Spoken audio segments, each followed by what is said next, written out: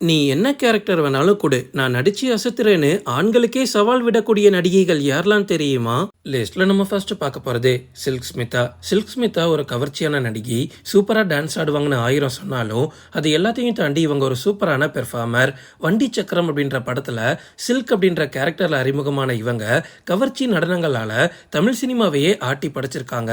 அது மட்டும் இல்ல, ஒரு ஹீரோயினா ஒரு குணச்சித்திர நடிகையா வில்லி கேரக்டர் கொடுத்தாலும் நடிச்சு அசத்திடுவாங்க. சில்க் ஸ்மிதா கவர்ச்சியையும் தாண்டி அவங்களோட நடிப்புல 3 முகம் படம் பார்த்திருக்கீங்களா? அந்த படத்துல ஒரு போல்டான கேரக்டர்ல நடிச்சு ரசிகர்களை சும்மா ஷாக் கொடுத்திருப்பாங்க. 450க்கும் மேற்பட்ட படங்கள்ல இதுவரை நடிச்சிருக்காங்க. தமிழ், தெலுங்கு, கன்னடம், மலையாளம், ஹிந்தி அப்படின்னு இவங்க நடிச்ச எல்லா மொழிகள்லயும் மிகப்பெரிய லெகசியவே கிரியேட் பண்ணியிருக்காங்க. ஒரு காலத்துல சில்க் ஸ்மிதாவோட கால் ஷீட் வாங்குறதுக்காக ஒட்டுமொத்த இந்தியன் சினிமாவில இருந்த ப்ரொடியூசர்ஸ், டைரக்டர்ஸ் எல்லாம் வெயிட் பண்ணிட்டு இருந்திருக்காங்க. சில்க் ஸ்மிதாவை கவர்ச்சியான நடிகை அப்படின்னு சொல்றத நிப்பாட்டிக்கிட்டு ஒரு சூப்பரான பெர்ஃபார்மர் நடிகை அப்படின்னு சொல்லியாகணும். லிஸ்ட்ல நம்ம அடுத்து பார்க்க போறது ஆண்ட்ரியா. நீ என்ன கேரக்டர் வேணாலும் கொடு, அதை நான் நடிச்சு அசத்துவேன் அப்படின்னு ஒரு சில நடிகைகளால மட்டும்தான் பண்ண முடியும். அதுல முக்கியமானவங்க ஆண்ட்ரியா. ஆண்ட்ரியா ஒரு பின்னணி பாடகியா தான் தன்னோட கெரியரை ஆரம்பிக்கிறாங்க. நம்ம எல்லாருக்குமே பிடிச்ச கண்ணும் கண்ணும் நோக்கியா பாட்டை பாடினது ஆண்ட்ரியா தான். அதன் மூலமா பயங்கரமா ஃபேமஸ் ஆனாங்க. பச்சை கிளி முத்துச்சரம் அப்படின்ற படத்துல கல்யாணி அப்படின்ற கதாபாத்திரத்தின் மூலமா ஒரு நடிகையாவும் அறிமுகமானாங்க. ஆண்ட்ரியாவோட மிகப்பெரிய பலம் என்ன தெரியுமா? அவங்க கொடுக்கக்கூடிய கேரக்டரை போல்டா நடிப்பாங்க. அதுக்கு பெஸ்ட் எக்ஸாம்பிள்னா 1000ல் ஒருவன். அந்த படம் தான் ஆண்ட்ரியாவோட கெரியரையே மாத்திச்சு. அந்த படத்துல ரொம்ப ரொம்ப போல்டான ஒரு பொண்ணா நடிச்சிருப்பாங்க.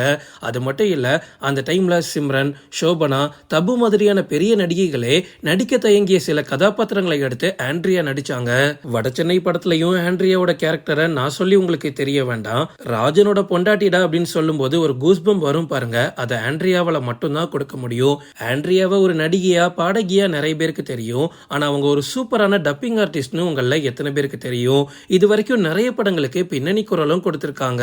லிஸ்ட்ல நம்ம அடுத்து பார்க்க போறது காந்திமதி. இப்ப இருக்கக்கூடிய ஜெனரேஷனுக்கு காந்திமதி யாருன்னு கேட்டாலே தெரியாது. ஆனா மொத்த படம் பார்த்திருந்தீங்கன்னா கண்டிப்பா இவங்களை உங்களுக்கு தெரிஞ்சிருக்கும். நம்ம தமிழ் சினிமாவோட நடிப்பு ராட்சசி அப்படின்னு நான் சொல்லுவேன். கம்யூனிஸ்ட் இயக்கத்தால ஈர்க்கப்பட்டு புரட்சி நாடகங்கள்ல ஆரம்பத்துல நடிச்சிட்டு இருந்திருக்காங்க. அதன் மூலமா இவங்களுக்கு சினிமா வாய்ப்பு வந்திருக்கு. யாருக்காக அழுதான் அப்படின்ற படத்தின் மூலமா நம்ம தமிழ் சினிமாவிலையும் அறிமுகமானாங்க.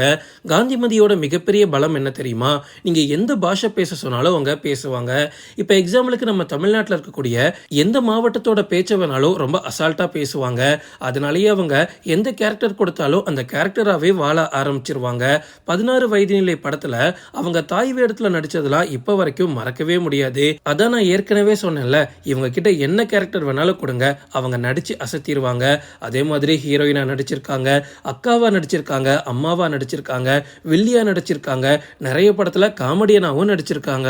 லிஸ்ட்ல நம்ம அடுத்து பார்க்க போறது ஜோதிகா.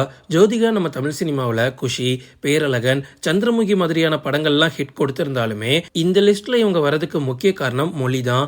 அந்த படத்துல வாய் பேச முடியாத, காது கேட்காத ஒரு பொண்ணா நடிச்சிருப்பாங்க. அந்த நடிப்பு உண்மையாவே உணர்ச்சி பொங்க இருக்கும். இந்த படத்தை பார்த்துக்கிட்டு நிறைய பேர் ஜோதிகாவோட ஃபேனாவே மாறி இருப்பாங்க. அது மட்டும் இல்ல, கல்யாணம் பண்ணிக்கிட்டு சினிமா வேண்டாம்னு ஒதுங்கி இருந்துக்கிட்டு திடீர்னு 36 வயது நிலை படத்துல நடிக்கிறாங்க. கல்யாணமான பொண்ணோட ஒரு வாழ்க்கைய ரொம்பவே யதார்த்தமா நடிச்சு காமிச்சிருப்பாங்க ஜோதிகா. லிஸ்ட்ல நம்ம அடுத்து பார்க்க போறது வடிவுக்கரசி. வடிவுக்கரசி ஒரு காலத்துல நம்ம தமிழ் சினிமாவில் மிகப்பெரிய ஹீரோயினாவும் இருந்திருக்காங்க. ஆரம்பத்துல குடும்ப நடிகையா திகழ்ந்த இவங்க 350க்கு மேற்பட்ட படங்கள்ல நடிச்சிருக்காங்க. 10 தொலைக்காட்சி தொடர்கள்லயும் நடிச்சிருக்காங்க.